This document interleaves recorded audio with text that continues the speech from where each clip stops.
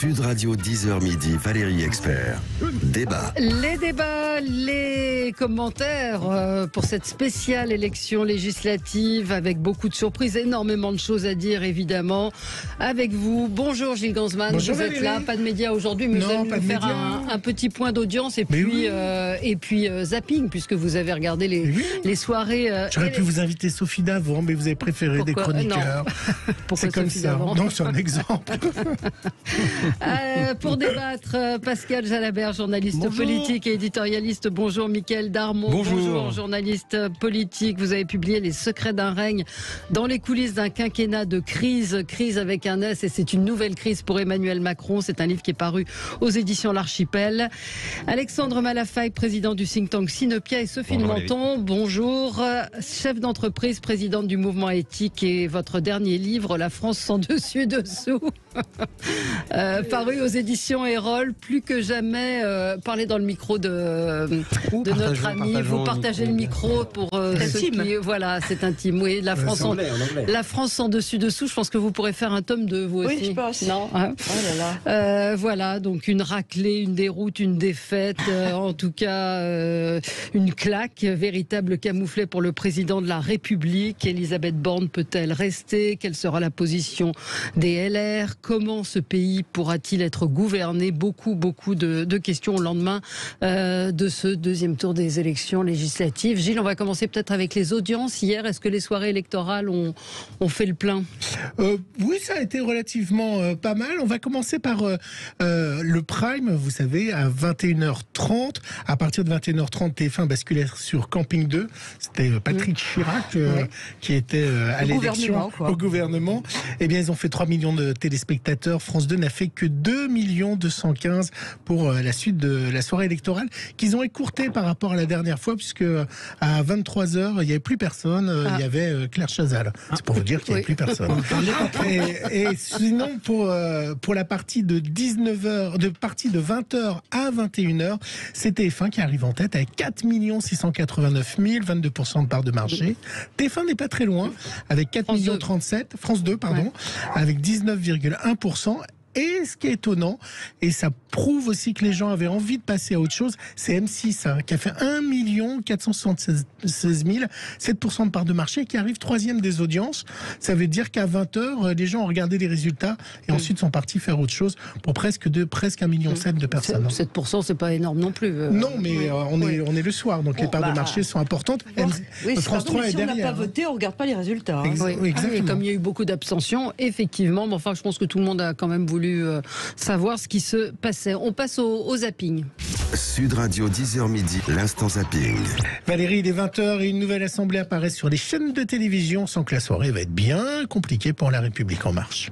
Il est 20h, la majorité présidentielle obtiendrait entre 210 et 250 députés, loin, très loin donc, selon notre estimation, de la majorité absolue. Arrivée en deuxième position, la NUPS, l'Union des gauches. Elle obtiendrait, vous le voyez, entre 150 et 180 sièges. Cette gauche unie qui pourrait donc multiplier par 3 son nombre d'élus par rapport à 2017. Troisième force à l'Assemblée nationale, le Rassemblement national qui obtiendrait entre 80 et 100 députés. C'est 10 fois plus que dans l'Assemblée sortante.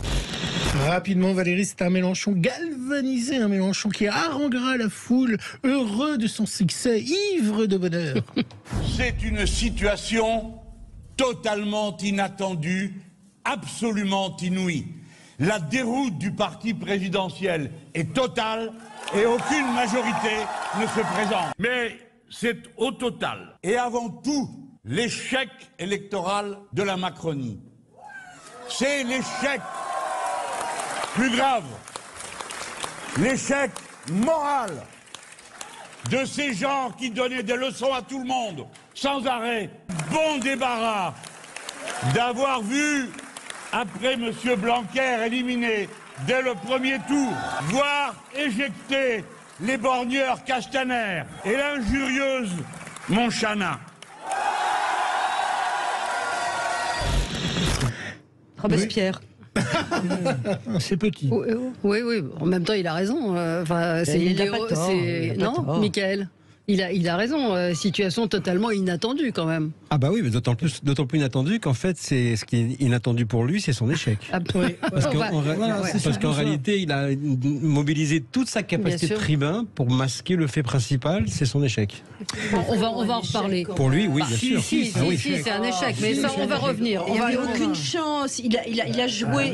Enfin, pardon, depuis un mois, on a Premier ministre Jean-Luc Mélenchon. Oui, enfin, les médias, d'accord, on a beaucoup fait. Pas les médias, sur les affiches. C'est de la com. C'est de la com. Oui, mais il s'attendait certainement à plus que ça. Mais on va voir, échec ou pas, parce que selon que vous parlez de NUPES ou que vous prenez les partis indépendamment, il fait moins que le Front National, que le Rassemblement National. Oui. Partant de rien, mais je suis d'accord avec vous. Mais on va commencer le débat dans un instant. On finit le zapping, il reste 2 sons. Non, 3, 4. Bon, je peux partir. Allez-y, et puis ce fut le défilé des politiques sur les plateaux avec une France insoumise qui revendiquait la victoire et puis En Marche qui rappelait mais il n'y a pas de gagnant. Oh là là, il n'y a pas de gagnant. Alors forcément, ça ne pouvait être qu'être électrique entre Dupond-Moretti et Alexis Corbière. C'est Emmanuel Macron qui a été réélu. Et plutôt brillamment, ne vous en déplaise. Maintenant... Contre Madame Le Pen. Maintenant, contre vous aussi, puisque vous êtes arrivé 3e. Mais vous n'êtes pas majoritaire dans le pays. Vous êtes encore arrogant ce soir Attendez, pardon. Je retrouve le Dupond-Moretti que j'ai vu pendant des années. Vous êtes encore arrogant Madame... Je vous adore, vous êtes formidable. Alexis Corbière. Vous frimez encore. Une seconde. Mais bravo. Qu'Éric Dupond-Moretti s'explique. Non mais les invectives... Non, c'est pas les invectives, c'est vous. Ne me parlez pas sur ce ton. S'il vous plaît. Alexis Corbière. Non mais pendant 5 ans, Alexis Corbière, s'il vous plaît. Alexis Corbière, on s'écoute. D'expliquer que c'est formidable. On s'écoute. Et Thierry Mariani est visiblement un arbitre. C'est le principe. Éric Dupond-Moretti. J'ai dit que c'était un résultat décevant, monsieur Corbière. Une défaite. Choisissez les mots que vous voulez, du moment que vous ne choisissez pas les mots de l'invective. Vous voyez, moi je ne vous ai pas invectivé, j'étais plutôt calme. Donc voilà, et puis il y avait aussi les Républicains qui ne savaient pas comment se positionner aussi. Mais heureusement Valérie, Rachida Dati était là pour consoler les LR, tout en tripotant. Je ne sais pas si vous avez vu Gabriel Attal. Elle tripotait Gabriel Attal, je pense qu'elle lui plaît bien. Elle le caressait, elle le couvait telle une maman. Oui, telle une maman. Elle lui dit, mais t'inquiète pas mon petit, c'est pas grave. Il souriait d'ailleurs. Oui, et puis il a parlé, puis elle lui disait, c'est bien. Ah bon? Non, mais quand même, le Premier ministre, c'est un peu le chef de la majorité, c'est lui qui fait un peu campagne, qui convainc. Non, mais vous êtes content, là? Je vous confirme, elle est élue. Bien sûr. Pardon, Gabriel Attal.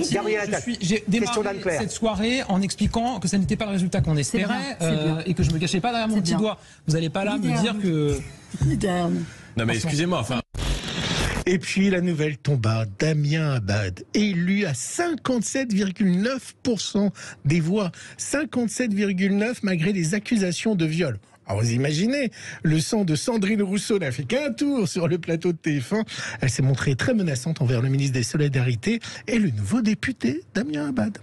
Si Damien Abad reste ministre, quand il entrera dans l'hémicycle, et nous serons plusieurs, à vraiment faire une opposition, mais une opposition comme jamais il ne s'est produit dans l'Assemblée nationale, pour que cette personne n'ait pas de voix légitime à l'intérieur de l'Assemblée nationale. Damien Abad qui n'a été...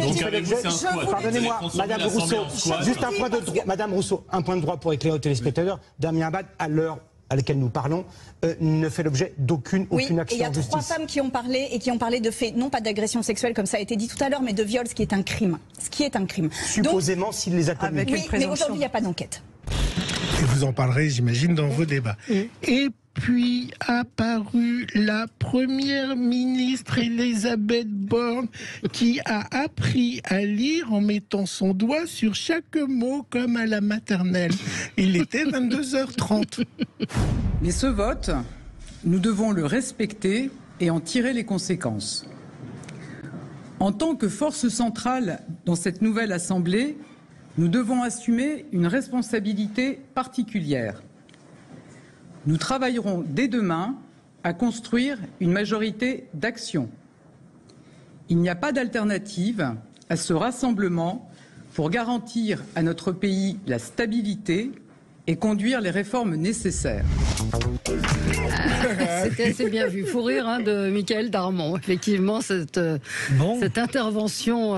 C'était lunaire quand même. C'était lunaire. Et oui, mais c'était assez juste. C'était très bien vu, Gilles. Merci pour ce zapping. Nous en aurons un deuxième à 11h. Voilà. Beaucoup de choses à dire, évidemment. Les ministres qui ont été éjectés, d'autres qui ont été élus de justesse, le score du Rassemblement national, l'éviction effectivement de Christophe Castaner, Richard Ferrand et Roxana Maracineanu, la NUPS, gagnante ou perdante. Le débat a déjà commencé sur le plateau. Et puis Elisabeth Borne peut-elle rester? Quelle sera la situation, la position pour les LR? On va commencer. Qu'est-ce qui a retenu votre attention? Qu'est-ce qui vous a frappé, Alexandre Malafaye, hier? Moi, ce qui m'a frappé, c'est que d'abord... Le micro n'est pas ouvert, voilà. On constate pour la première fois depuis des dizaines d'années, finalement, que le fameux système du scrutin majoritaire à deux tours, ce verrou a sauté. Voilà, et ça c'est un fait politique majeur, mais cela dit, on aurait pu anticiper les choses. Le système ne s'est absolument pas remis en question depuis 10 ans, 15 ans, 20 ans, quand on disait que la pratique démocratique était dépassée, qu'il fallait faire de la politique autrement. Tout ça n'a pas été pris en compte. Je rappelle quand même qu'en 2002, Jean-Marie Le Pen avait fait 5 millions d'électeurs, Marine Le Pen en a fait 13 millions. On a vu toute la tripolarisation de la politique qui s'est construite autour de ces dernières semaines. Et effectivement, ce qui est fabuleux, c'est que cette assemblée aujourd'hui, elle ressemble finalement à la France qui a voté. Elle est pas aussi composite que ça, mais elle est quand même très composite. Alors elle va être évidemment très difficile à gouverner, mais tout ça, ça aurait pu s'anticiper parce que cette asymétrie qu'il y avait entre le peuple français et sa représentation nationale, asymétrie de composition, était vraiment problématique. On n'a pas traité le problème et maintenant on est une fois de plus en crise et ça va être sans doute effectivement très compliqué d'en sortir, d'autant plus quand on voit déjà les prises de parole des uns et des autres et le niveau d'agressivité et le niveau général peut-être aussi par-dessus, ça va pas être simple. Michael Darmon. Moi, ce qui m'a frappé hier, c'est qu'au fond, une fois de plus, les Français se révèlent comme étant un peuple extrêmement politique. Ils ont installé la proportionnelle de fait. Ils ont signifié que la fin de la monarchie républicaine.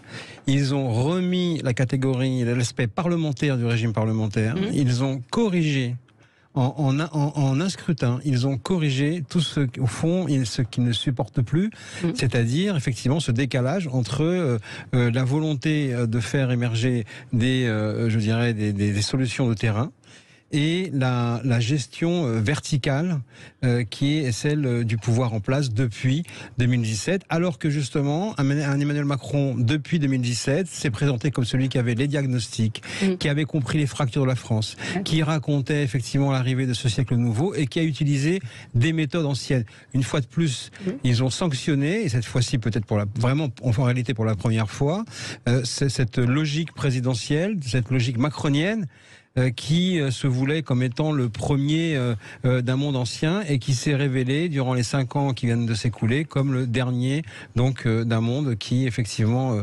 est en train de s'estomper. Donc Jupiter, c'est fini. Jupiter est arrivé à terre. Oui, Pascal. En effet, ce que paye Emmanuel Macron, c'est ce qui a été perçu comme une attitude hautaine, voire méprisante depuis le début du quinquennat. C'est-à-dire, on gouverne tout seul, on décide, et c'est comme ça. Et ça, les Français... Mais les Français l'ont réélu quand même. Alors les Français, les Français l'ont réélu quand même. Dans des conditions particulières. Dans des conditions particulières, et puis, en gros, parmi le casting des 12 qui étaient au premier tour, c'est celui qui est apparu le plus solide pour gérer un pays en crise. Mais c'est pas pour ça qu'ils ont agréé qu'il ait les bonnes solutions.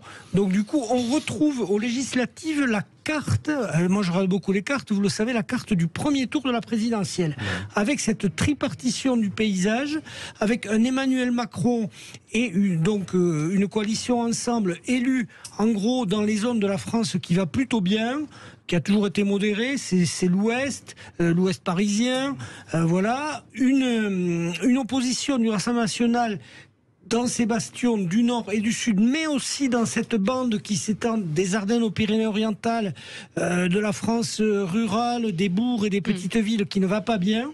Et puis, une gauche rétrécie par Jean-Luc Mélenchon sur ce que définissait la note de Terra Nova en 2011, c'est-à-dire un assemblage de l'électorat des bobos et l'électorat des banlieues proches des métropoles. Voilà. Donc, on est dans ce paysage-là, avec 3 France qui sont de moins en moins réconciliables. Donc le défi maintenant, c'est d'apaiser le pays.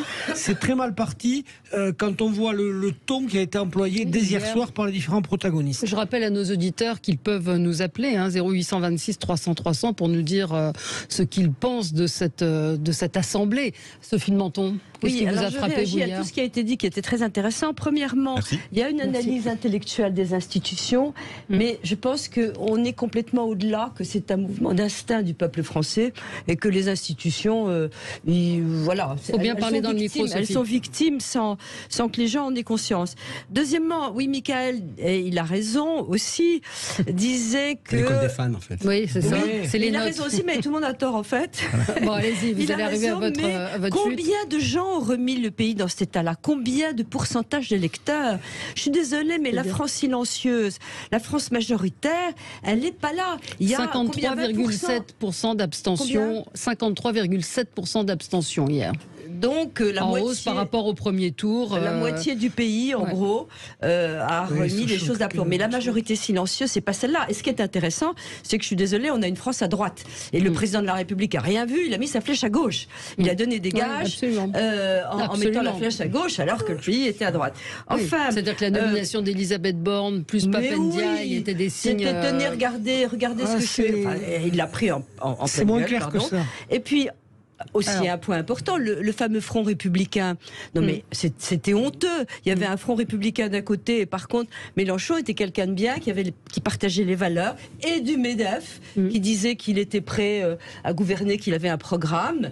Geoffroy Roux de Bézieux a réagi au dernier moment. Je disais c'est pas possible de pas faire comprendre parce qu'il y a 3 millions de perdants. Ce sont 3 millions d'entrepreneurs et leurs salariés. Parce que tout ce qu'on balance comme mesure est anti-entrepreneurial. Bon. Et puis, dernier point, la classe politique effondrante. Parce que là, on a vraiment envie de solutions. Il y en a un qui a été très bien, c'est Jean-François Copé qui a dit « Ok, stop, maintenant il faut gouverner ensemble ». Parce que si le Parti républicain arrêtait de creuser comme les Shadocks, il pourrait aider le parti au pouvoir et on a une majorité. Mais justement, c'est quand même mal parti. Moi, je vois mal des élus comme Éric Ciotti ou un Laurent Wauquiez, un David Lisnard qui ont quand même quelques ambitions pour demain, aller maintenant se rallier à Emmanuel Macron après tout ce qu'ils ont pu dire. Ça manquerait de crédibilité, sans compter tous les désaccords de fond. Donc aujourd'hui, on est vraiment sur... on n'a pas la culture de la coalition en France, personne n'est câblé pour. Ni cet ensemble, puisqu'ils ont déjà fait leur coalition interne, ni les partis qui sont aujourd'hui dans l'opposition. Donc du coup, pour la première fois, parce que on ressort souvent l'exemple de Michel Rocard, c'était 13 députés qu'il fallait convaincre. Donc voilà, un coup les communistes, un coup les dom-tom, un coup quelques centristes, et ça fonctionnait. Là, on n'est plus du tout là-dedans, on est avec des oppositions déterminées qui ne vont rien lâcher sur aucun dossier. Oui, on l'a senti. Ce qui aurait été courageux, parce qu'il serait courageux et intéressant et intelligent sans doute, c'est d'avoir une approche de coalition à l'allemande. Se dire, bon, là il y a moyen. Je sais bien, mais à un moment donné, c'est peut-être aussi pour ça que la politique est arrivée à ce niveau-là et qu'on a le résultat auquel on assiste aujourd'hui. C'est qu'on n'a jamais voulu accepter qu'il fallait faire avec, faire ensemble, trouver des deals, respecter les Français aussi dans la manière dont on fait de la politique, dont on met en œuvre les décisions. En Allemagne, ils ont au moins ce mérite, ils n'arrivent pas à avoir de majorité, mais ils se mettent, une fois qu'il y a eu les urnes, pendant 3 mois, ils discutent, et après ils déroulent. On pourrait très bien imaginer que pendant 3 mois, ils essaient de trouver un chemin pour avancer, et après, ils le scellent dans un accord. Personne n'a envie de ça, c'est sûr. On le sait, on va plutôt laisser les Allemands à leur culture politique. On sait très bien que ça n'est pas du tout la même chose, mais ce que l'on voit bien, c'est qu'une fois de plus, la réflexion elle est institutionnelle. Je crois que c'est pas une question anodine, et que d'ailleurs les Français l'aperçoivent absolument de manière extrêmement forte, puisque durant toute cette campagne, toute cette longue séquence quand même électorale qui a commencé en octobre dernier pour se finir aujourd'hui, non, je dirais une campagne, un débat lié à une échéance électorale. Après, la manière dont ça se déroule, c'était autre chose. Mais on a bien vu qu'à chaque fois, les Français ont critiqué la manière dont ça se passait. Ont sans arrêt dit, vous ne parlez pas de nos sujets. au fond, les résultats de cette élection législative, c'est le retour des campagnes et des débats qui n'ont pas eu lieu. Et que les Français ont dit, enfin, voilà, nous voulons parler de ces sujets. Et si vous ne le faites pas, eh bien, on va nous changer les règles et changer la donne. Moi, ce qui me frappe également, puisque vous vous demandiez qu'est-ce qui frappe, eh bien, c'est au fond, de manière concernant Emmanuel Macron, c'est le fait qu'il est, lui, frappé par la difficulté du deuxième mandat. C'est-à-dire, il n'y a pas de projet. Je pense que toute l'énergie qu'il a placée, c'était dans le fait de décrocher cet exploit politique et, une fois de plus, institutionnel, d'être réélu alors que ça n'était plus l'habitude en France depuis longtemps pour un président, et qu'une fois que c'est arrivé, eh ben, on a l'impression que plus rien ne pouvait se faire. Et au fond, on a quand même le sentiment, depuis le début, que ça ne l'intéresse plus. Oui. Au fond, l'essentiel étant d'avoir été réélu, et après, eh bien, on verra bien ce qui se passe. On a l'impression qu'il y a quelque chose qui est cassé, ça m'a été raconté. Je n'avais pas cette perception, mais ça m'a été raconté par des macronistes très proches qui me disent, si on regarde ça très cyniquement, et avec Emmanuel Macron, on doit quand même avoir à un moment donné aussi une lecture un peu cynique des choses et froide, eh bien, cette situation peut l'arranger. Parce que ça le met en situation de seul référent. De celui vers lequel on va se tourner pour trouver des situations. Dans l'état actuel des choses, on ne parle pas avec Matignon. Ou pas, oui, mais il peut se retrouver complètement marginalisé. Mais marginalisé, mais il reste président de la République. Il ne faut pas perdre de vue, Mickaël. Donc, de ce point de vue-là, il reste un référent. Pour rebondir sur ce que vous disiez, en 2017, on a assisté au dégagisme des hommes, et là, c'est le dégagisme du système qui est signifié par le vote des urnes.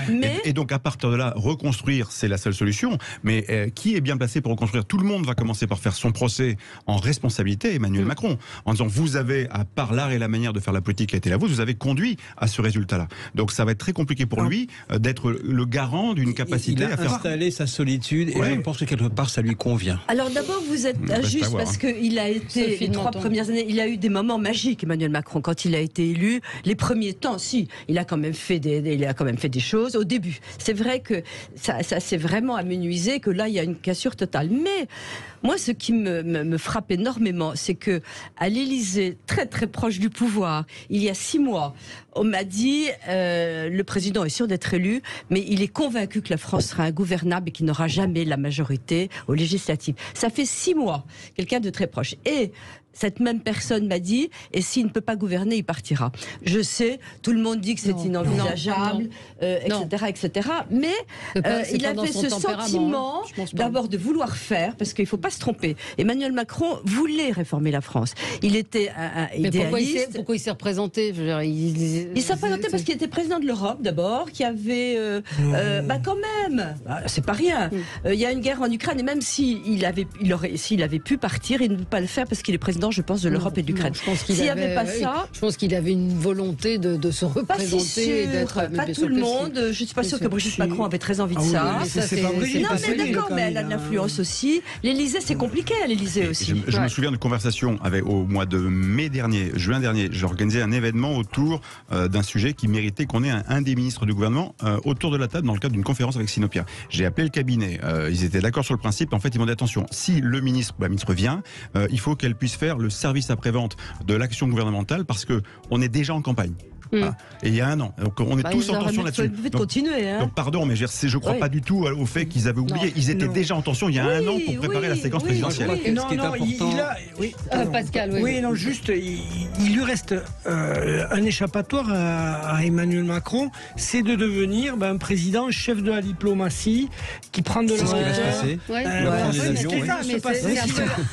qui s'occupe d'Europe, qui s'occupe de diplomatie, mais pour cela, il faut quand même qu'il trouve un Premier ministre capable de tenir la boutique.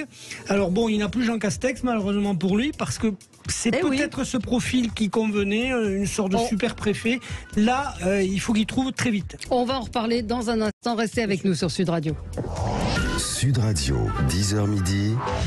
Les débats avec vous. On est en train de distribuer les portefeuilles pendant la pub. Pascal Jalabert, Mickaël Darmon, Alexandre Malafaye et Sophie de Menton pour commenter ce deuxième tour des élections législatives. Cette France sera-t-elle gouvernable? Elisabeth Borne va-t-elle rester? Alors, j'aurais peut-être qu'on reparte sur le débat LFI, NUPS. Est-ce que c'est une victoire ou pas pour la NUPS? Écoutez, et pour LFI, je rappelle que LFI a 86 députés, le RN en a 89. Alors, si on se met maintenant à disséquer les choses, maintenant que les résultats sont faits, à une époque on pouvait le faire, mais effectivement il y avait une ambiance médiatique qui peut-être rendait moins audible. Aujourd'hui les résultats sont là. Donc la NUPES c'est une victoire en trompe-l'œil. C'est-à-dire que la grande capacité de Mélenchon, et qui était son immense talent politique, est d'avoir mis sous enseigne, au fond, des partis de gauche qui ont fait le même résultat qu'en 2017. Oui. C'est-à-dire qu'il n'y a pas d'avancée de ce point de vue-là sur le plan force de voix. Simplement, il y a eu une mise en organisation et la réponse à une demande électorale des électeurs de la gauche. Maintenant, évidemment, ce cartel va avoir certainement un avenir compliqué parce qu'au fur et à mesure du mandat, chacun va reprendre ses prérogatives. Et maintenant, quand on regarde parti par parti, eh bien, c'est un échec de la France Insoumise puisqu'elle a moins de députés que le groupe RN. Le groupe Rassemblement National est formellement le premier parti d'opposition. La NUPES n'est pas un parti. La NUPES est une alliance électorale et voire électoraliste. Mais qui a réussi à organiser une ambiance. Pourquoi ? Parce qu'il y avait une demande électorale, une demande sociétale, on va dire un accompagnement pour le moins bienveillant d'une grande partie des médias qui pendant ce temps-là n'ont pas vu la réalité. La réalité c'était la grosse surprise, c'est le RN. Excusez-moi, pour moi ça n'est pas une surprise. C'est l'avancée classique, logique, politique d'un parti qui s'est ancré régulièrement, qui a terminé à 42% de l'élection présidentielle, qui est sorti de ses zones traditionnelles, et le grand remplacement qui a été un des termes de cette campagne, eh bien c'est le grand remplacement de LR par RN. Alors, je voudrais... c'est tout à fait juste, c'est quand même un succès. Pourquoi ? Parce qu'ils ont réussi à mettre un foutoir absolu à l'Assemblée nationale, ce qu'ils comptaient faire. Ils ont réussi un coup de com' comme on n'a jamais vu, avec des affiches. Mais la com', c'est pas la politique. Non mais, c'est vrai tout ça. Mais le résultat est là, il est catastrophique. Donc c'est un succès, ce résultat catastrophique pour eux. Et je pense qu'il y a un coup de com' qui a été incroyable. Je pense qu'on avait un tribun qui a fasciné un certain nombre de Français. Et que c'est bien dommage qu'on ait eu des tribuns nulle part ailleurs, et que, alors certainement pas à droite où c'est le silence radio, à part Rachida Dati, qui est la seule à cette... Mais vraiment, elle s'y est collée. Et Jean-François Copé, qui a la bonne solution, et on a l'impression qu'il avait un désir d'intérêt général. Mais on ne peut pas dire, malheureusement, que c'est un échec. Je veux dire, parce que qu'est-ce qu'il voulait ? Il voulait rien d'autre. Mais oui, non, mais lui, on s'en fiche. Il l'a foutu. Son objectif, c'était d'être dramatique. Il s'est trompé de stratégie. Non, il savait qu'il s'y serait pas. Il faisait semblant. Non, il s'est trompé de stratégie. Alors, il faut quand même rappeler les chiffres. 2007, Nicolas Sarkozy élu. 220 députés de gauche à l'Assemblée sur une ligne social-démocrate. Regardons la carte. La circonscription de François Hollande, la circonscription de François Mitterrand, la circonscription de Lionel Jospin, la gauche n'a pas su garder ces trois circonscriptions.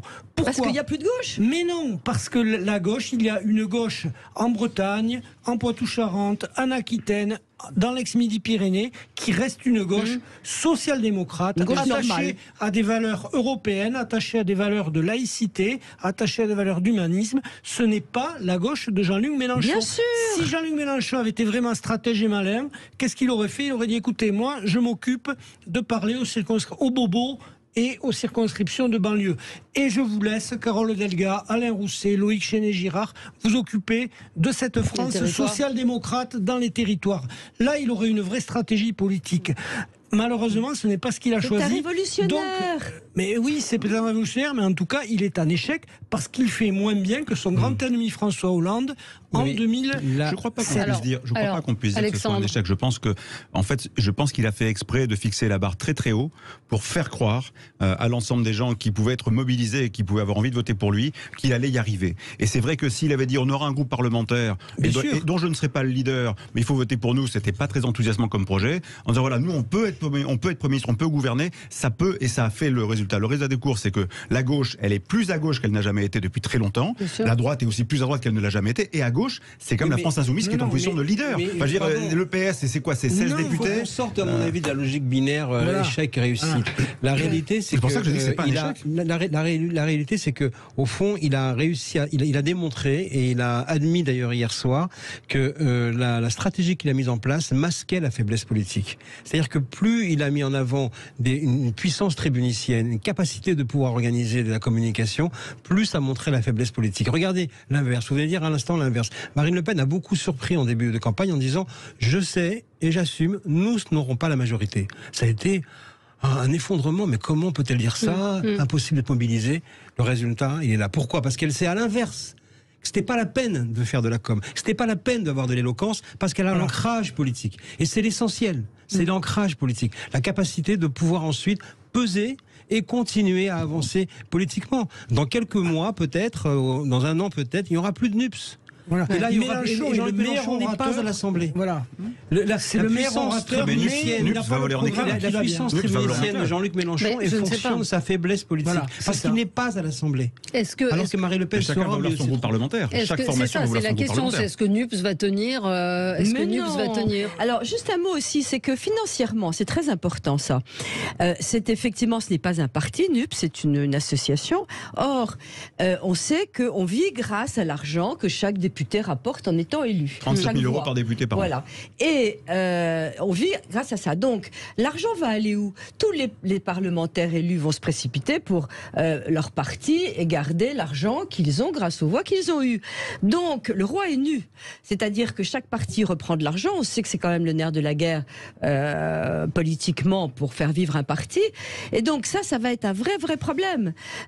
Tout le monde va rejoindre un peu son camp. Et moi, j'ai l'impression que NUPS va éclater beaucoup plus vite qu'on ne le croit. Et moi, je rejoins quand même, pour prolonger là encore, je trouve qu'en fait, ils ont très bien joué parce que c'était la seule solution pour éviter de se dévaster les uns les autres. S'il y avait eu un candidat LFI, un candidat socialiste, un candidat écolo, ils seraient arrivés là, c'est gagnant-gagnant.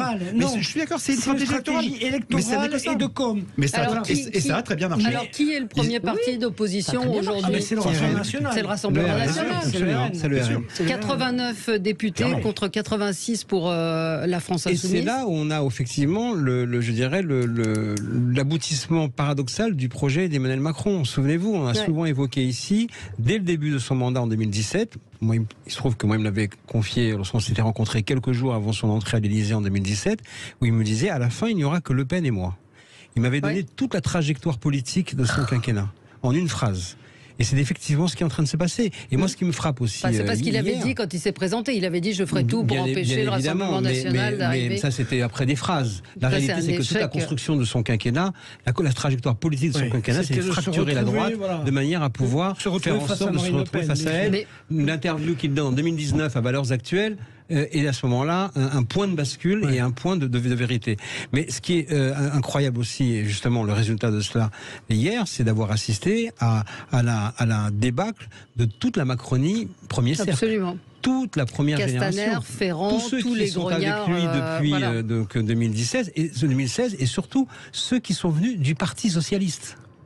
C'est ça qui est intéressant aussi. Et de ce point de vue-là, on voit comment la réponse de la gauche à ceux qui ont quitté le PS pour rejoindre Emmanuel Macron a été aussi radicale. À part Gabriel Attal. À part Gabriel Attal. Il a été bon d'ailleurs. Effectivement, il y a ce phénomène. C'était à joie. Il a été très bon, Gabriel Attal. Oui, après, il va falloir regarder quand même également à l'intérieur de NUP comment ça se passe. Chez les écologistes, par exemple, il y a clairement deux lignes. Alors, est-ce qu'elles vont cohabiter longtemps? À vérifier. Sandrine Rousseau, ça risque pas, oui, c'est vrai. Voilà, au Parti Socialiste, on sait pourquoi Olivier Faure a intégré l'accord NUP. C'est pas pour un accord sur le fond, c'est pour sauver les circonscriptions, notamment des sortants. Pour éviter de faire du perdant-perdant. Voilà, pour du perdant-perdant, et quitte à sacrifier des territoires sociodémocrates de l'Ouest où il n'avait pas de sortants, mais on dit, les gars, tant pis pour vous, vous ne gagnerez pas les circonscriptions, on les laisse à LFI. Donc, qui les a perdus. Donc voilà quand même comment ça s'est bâti sur un coup de com' de Mélenchon qui est incontestable, là il a bien réussi, et sur des calculs de boutique électorale, mais ça ne s'est pas bâti autour d'un véritable programme. Il suffit de compter les astérisques dans le programme de la NUP. On est d'accord, les fameuses 650 propositions de l'accord de la NUPS comme étant la base de gouvernement s'ils étaient élus, c'est de la poudre aux yeux. Là encore, c'est la stratégie du coup de com' poussée jusqu'à son paroxysme. On est d'accord sur tout, et en fait c'est un accord qui masque le fait qu'ils sont d'accord sur rien d'essentiel. à la marge sur un certain nombre de petits sujets, mais sur les grands sujets, dès qu'il va falloir parler concrètement de comment on fait sur la transition écologique, comment on fait sur le nucléaire, comment on fait sur les affaires internationales, comment on fait sur les questions sécuritaires, là, il n'y a plus personne, quoi. Il faut que la gauche, qui correspond quand même à des attentes des Français aujourd'hui, le défi climatique, le défi social, donc normalement, la gauche devrait bien se porter, mais il faut qu'elle travaille. Et il faudrait que l'Assemblée nationale, franchement, il faut s'adresser à eux, ils sont face aux Français. Je veux dire qu'il faut qu'ils travaillent ensemble, il faudrait qu'ils aient le sens de l'intérêt général. Tout parti confondu, il faut demain essayer d'avoir des majorités d'idées. Je veux dire, sinon la politique est morte, elle est déjà tellement... les Français ont une très piètre opinion là. C'est pas très bien parti quand vous entendez les uns et les autres. Oui et non, il y en a qui veulent pour l'intérêt général. Il va être obligé de se réinventer. Alors, comme il avait dit en avril 2020, dans une allocution pendant le confinement, en disant il va falloir tous se réinventer, et moi le premier. Bon, il a tenté de ne pas se réinventer. Là, il va être absolument obligé de le faire parce qu'on agit. Non, je crois pas. On agit toujours sous la contrainte. Et lui, il agira effectivement. Il est sous la contrainte. Il va bien évidemment devoir basculer dans un système de coalition à la française, ni à l'allemande, ni à la néerlandaise, à la française, parce qu'effectivement, c'est pas la culture française, mais on rappelle également que ça rappelle également que la Ve République est aussi un régime parlementaire qui finalement a dérivé vers une pratique verticale monarchique, mais en réalité c'est un régime parlementaire. Donc de ce point de vue-là, le Parlement reprend ses droits et ce sont les Français qui ont décidé. Un Premier ministre à ce moment-là, un Premier ministre FN ? Non, mais si on va par là. Non, le Premier ministre, non, mais je continue. Le Premier ministre, selon la Constitution, doit être du parti majoritaire. Il se trouve que NUPES ou NUPS n'est pas un parti. Donc finalement... Alors, certains auditeurs me disent, mais le Conseil d'État a reconnu la une nuance, comme une nuance politique. Oui. C'est pas un parti, donc c'est pas un parti, donc ça ne peut pas être considéré comme le premier parti. Qu'est-ce qu'on appelle une nuance ? Ça va être déterminant, par exemple, pour le choix stratégique de la présidence de la Commission des Finances. Ah oui. Puisqu'il faut prendre parmi le règlement, le dit, parmi l'opposition. Mais quelle opposition ? Le premier groupe, c'est le FN. Non, de l'opposition, est-ce que c'est le premier groupe ou est-ce que c'est le premier parti ? Il va y avoir un débat, indépendamment des bagarres qui existeront à l'intérieur de la NUPES pour savoir, parce qu'il y a déjà Coquerel qui veut y aller, Valérie Rabault y prétend, il va y avoir déjà des bagarres. On va assister aussi à un moment très politicien et qui va peut-être surprendre ceux qui ont mis aussi la NUPES dans cette situation-là, où il va y avoir une grande bagarre pour les postes. Les postes vont être très disputés. La question, la présidence de la Commission des Finances, la présidence des commissions.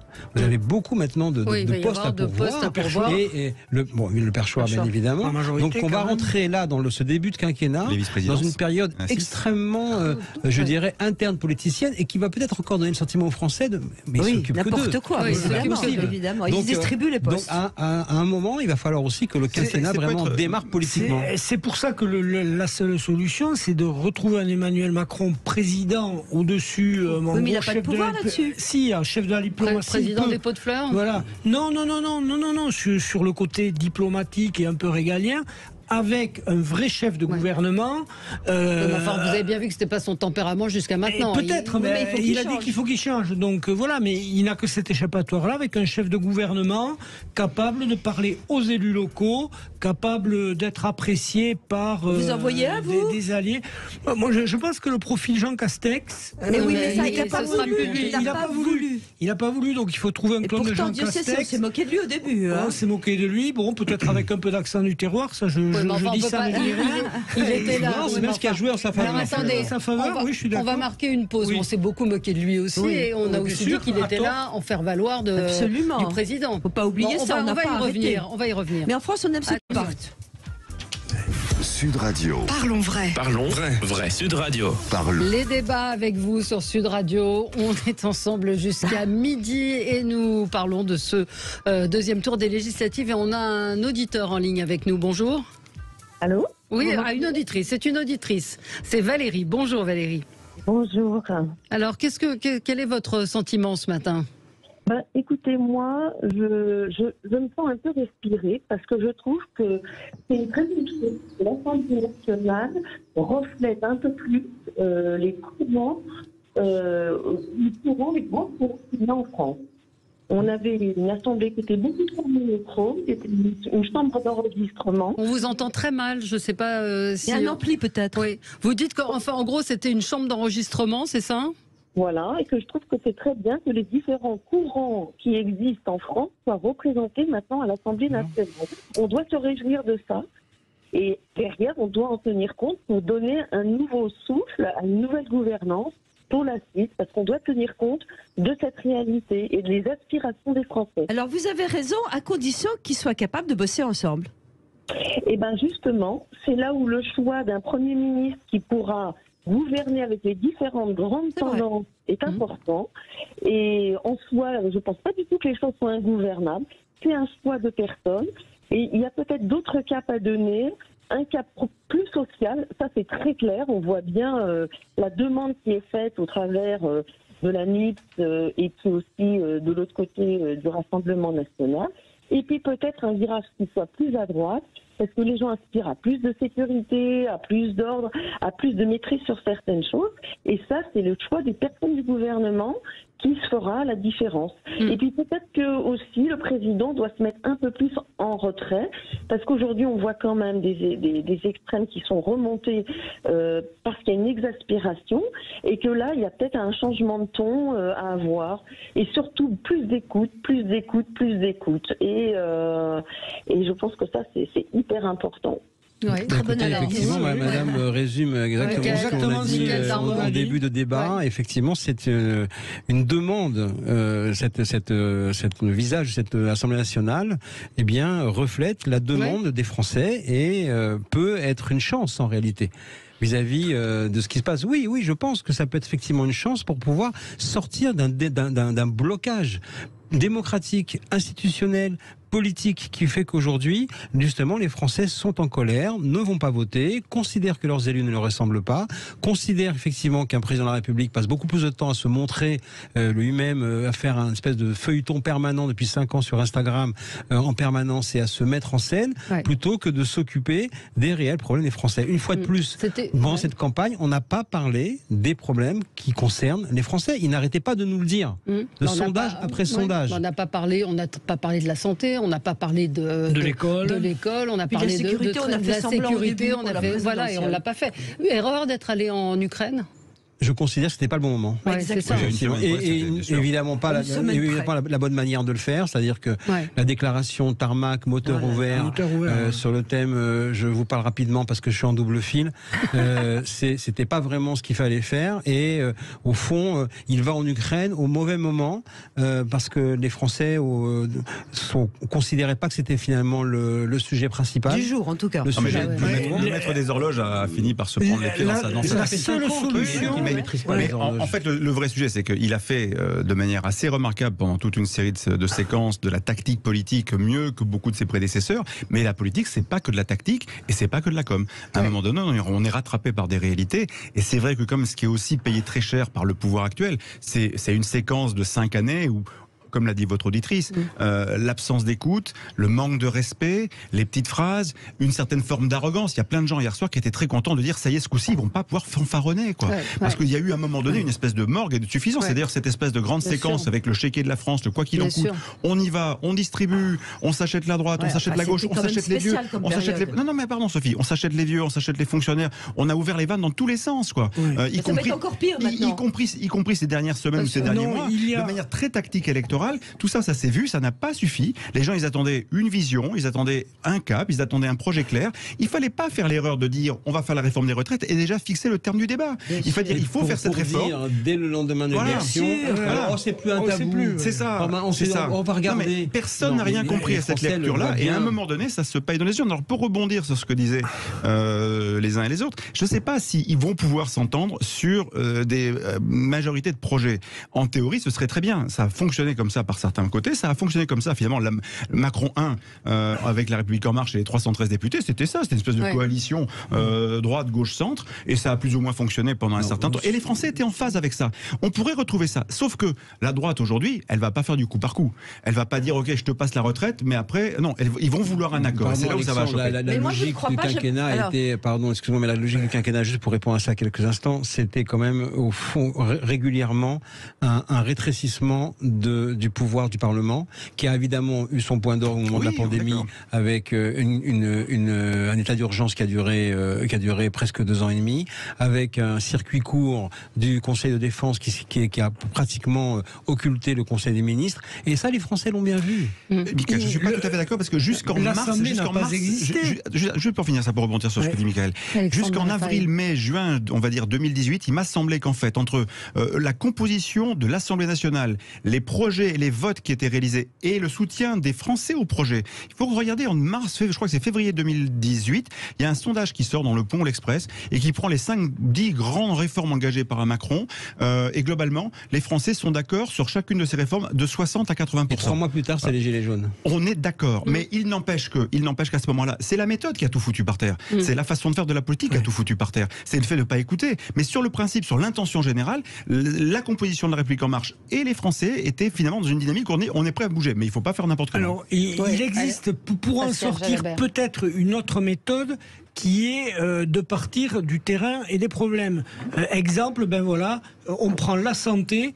Comment on fait pour se sortir du bazar que c'est? On réunit tout le monde, on fait un projet santé. Mais ils peuvent pas, à on cause prend de tout est bloqué par les ARS, par un système. N'oublions pas une chose. Attendez, Sophie, je termine. Oui, mais je parle de politique là, c'est-à-dire on va un Premier ministre qui dit la santé, on met tout sur la table. Il n'y a pas de prérequis, il n'y a pas de 65 ans, il n'y a pas de pour les retraites, et on prend la santé, l'éducation. Mais non, je termine. La santé, l'éducation, la sécurité, le pouvoir d'achat. On prend 4 sujets, et on essaie de trouver des solutions en partant du terrain, en partant du réel, non pas en posant des projets dans. Allez, c'est les Grenelles, les Ségur. L'émission Flash, il est 11h bientôt sur Sud Radio, 0826 300 300. On vous attend si vous voulez réagir à ce deuxième tour des élections législatives. À tout de suite. Avec vous sur Sud Radio, spéciale élection législative, cette assemblée dite ingouvernable. On verra ce qu'il en ressortira, mais en tout cas une assemblée nationale plus éclatée que jamais. Comment changer le pays? Les unes de vos journaux, que ce soit en province ou les grands quotidiens, parlent de claques, de raclées, de déroutes. Lourde défaite pour le président de la République. Il a perdu également certains de ses proches, Ferrand, Castaner, Montchalin, Bourguignon, qui ont été écartés à l'orée de ce second tour. Que va-t-il se passer pour le LR, est-ce qu'Elisabeth Borne va rester? On en parle avec Pascal Jalabert, journaliste politique et éditorialiste, Michael Darmon, journaliste politique. Votre dernier livre, Les secrets d'un règne dans les coulisses d'un quinquennat de crise, est paru aux éditions L'Archipel. Alexandre Malafaille, président du think tank Sinopia, et Sophie de Menton, chef d'entreprise, présidente du mouvement éthique. Et vous avez publié La France en dessus-dessous aux éditions Erol. Et Gilles Gansman nous a rejoint pour un deuxième zapping.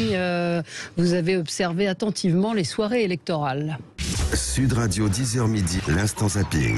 Et c'était après le choc, la deuxième partie des soirées électorales, Valérie. Mais alors, où Emmanuel Macron va trouver sa majorité? Vous en avez parlé un peu avec vos débatteurs. Avec qui pourra-t-il gouverner? Jordan Bardella, très tôt dans la soirée, a eu sa petite idée. Les LR vont faire un pacte avec le gouvernement. Rachida Dati lui a répondu sur le plateau. Ils vont tous discuter entre eux pour mettre en place. Les LR seront la force d'appoint. Et Madame Dati, vous le savez, malgré tout le respect que j'ai pour vous, vous serez la béquille d'Emmanuel Macron. Et Emmanuel Macron, il viendra vous voir en disant s'il vous plaît, je veux voter la retraite à 65 ans. Aidez-moi à la faire voter. Et tous vos députés la voteront, ce qui ne sera pas notre cas. Je peux juste Monsieur Bardella, vous savez très bien, nous, je l'ai toujours dit, nous sommes une force d'opposition et nous sommes un parti de responsabilité et de gouvernement. Non, vous êtes la béquille. Non mais comme je disais, j'ai pas une tête de béquille. Hein. Mais... J'ai pas une tête de béquille, arrête. C'est pas faux, Marc. Et puis Jean-François Copé annonça que les LR devraient faire un fameux pacte et s'allier au gouvernement. Mais alors très vite, le patron des Républicains, Christian Jacob, a douché ses espoirs.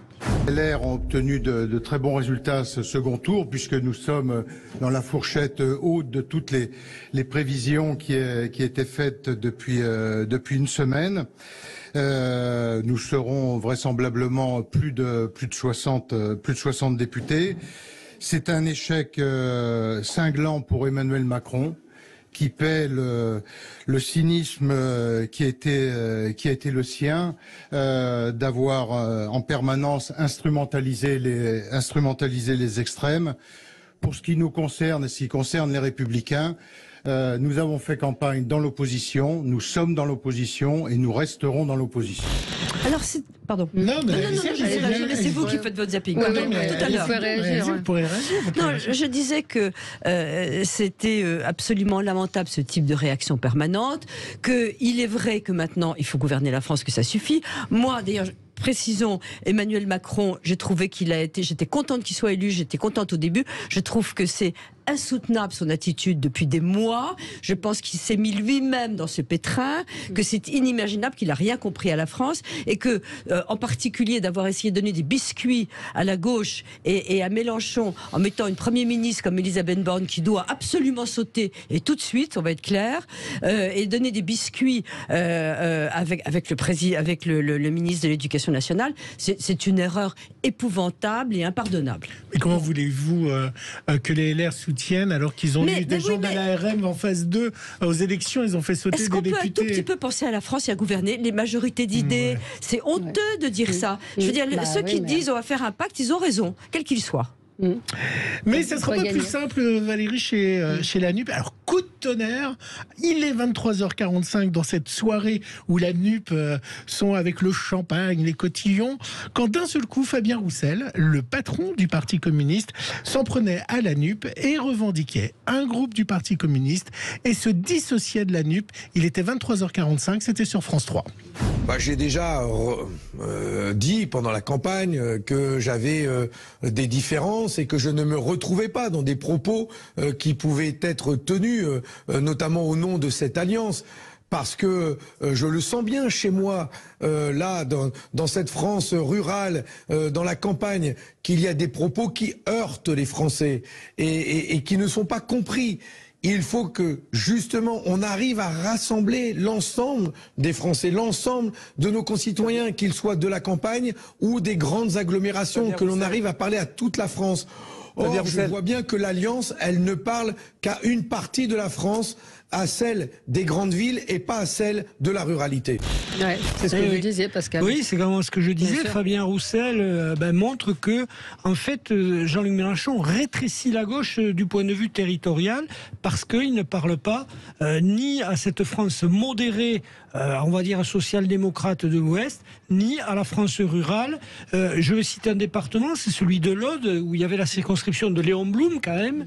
Département qui, à part en 93, a toujours envoyé 3 députés de gauche à l'Assemblée. Et bien là, il a envoyé 3 députés du Rassemblement national. Ça montre bien effectivement cette mutation de la gauche. Mais ce que fait Fabien Roussel également, c'est assez, je dirais, stratégique. Lui, il veut aussi continuer, creuser le sillon qu'il a creusé de son point de vue avec succès pendant la campagne présidentielle. Parce qu'il a incarné cette espèce de communisme bienveillant que les Français pouvaient au fond magnifier comme une forme de nostalgie. C'était un peu la France du petit Nicolas qu'il a magnifié pendant cette campagne, les années 50, les 30 glorieuses, c'était mieux avant. D'ailleurs, il avait inscrit comme slogan une des phrases du Conseil national de la résistance, retrouver les jours heureux. Donc de ce point de vue-là, il veut incarner non seulement il critique la dimension politique et le positionnement politique de la NUP, mais parce qu'il regrette également le fait que les combats sociaux aient été abandonnés et que la mutation de la gauche, c'est le transfert de la défense de l'ouvrier à la défense de la communauté.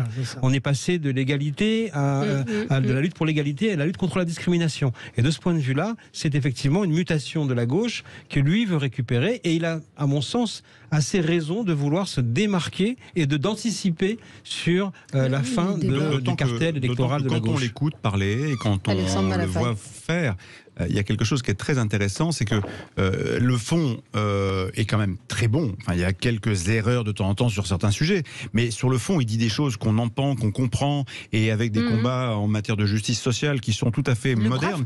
Mais oui, mais en plus, il le fait avec une forme qui passe bien. Et il n'a pas tous les effets d'outrance. Voilà, il n'a pas tous les effets d'outrance qu'on retrouve dans la bouche, dans les comportements d'un certain nombre de représentants LFI qui existent aussi parce qu'ils sont dans cette outrance-là. Il suffit de voir hier soir comment ça se passait sur les plateaux. Fabien Roussel présidentielle, il n'est pas comme ça. Et ça fonctionne bien. Et moi, je comprends que les gens aient envie de se remobiliser derrière des vraies causes comme celle-là, parce qu'il y a un idéal de justice, et en plus avec un type qui a l'air sympa. Et puis surtout, ce n'est pas le wokisme. Et donc les Français ne supportent plus qu'on amalgame maintenant la gauche, comme le font les indignés, les insoumis, pardon. Et ce wokisme, il a très bien compris. Lui, il a joué le français, le vrai français. C'est Don Pépone et Don Camillo. Alors, il a rappelé quand même cette tradition du communisme français dans les années 70, quand le slogan c'était « Produisez français, achetez français ». On n'était plus dans l'international, on était dans le national. Il n'était pas favorable à l'immigration à ce moment-là. Absolument. Donc de ce point de vue-là, il incarne ce communisme qui a travaillé avec De Gaulle pour pouvoir reconstruire la France. Et ça, les Français l'ont entendu. C'est ce que je voulais dire, c'est que le général De Gaulle disait « Sans le parti communiste, je n'aurais pas construit la sécurité sociale, le droit de vote des femmes et toutes les réformes de la libération. » C'est quand même Ambroise Croizat, qui était un député communiste, qui a créé avec Jacques Chaban-Delmas et d'autres la sécurité sociale. Donc il y avait le CNR, il y avait un respect mutuel des deux côtés et une vision de la France populaire, parce que c'est ça, et de la France ouvrière, un grand respect. Et là, très clairement, il faut que Jean-Luc Mélenchon et la France Insoumise arrêtent de parler des ouvriers. Alors certes, il y a cette femme de ménage qui est emblématique, et c'est très très bien qu'il y ait une femme de ménage qui entre à l'Assemblée, mais le vote ouvrier, le vote employé n'est pas NUP aujourd'hui. Il a été Rassemblement national. Et Fabien Roussel a compris qu'on pouvait parler avec un discours de gauche à ce monde ouvrier, à ce monde employé, qui a évolué par rapport aux 70 et 80 à cause de la désindustrialisation, mais qui existe encore et qui est très fâché. Le paradoxe de Jean-Luc Mélenchon, c'est qu'il réussit parce qu'en fait, il lit également l'époque.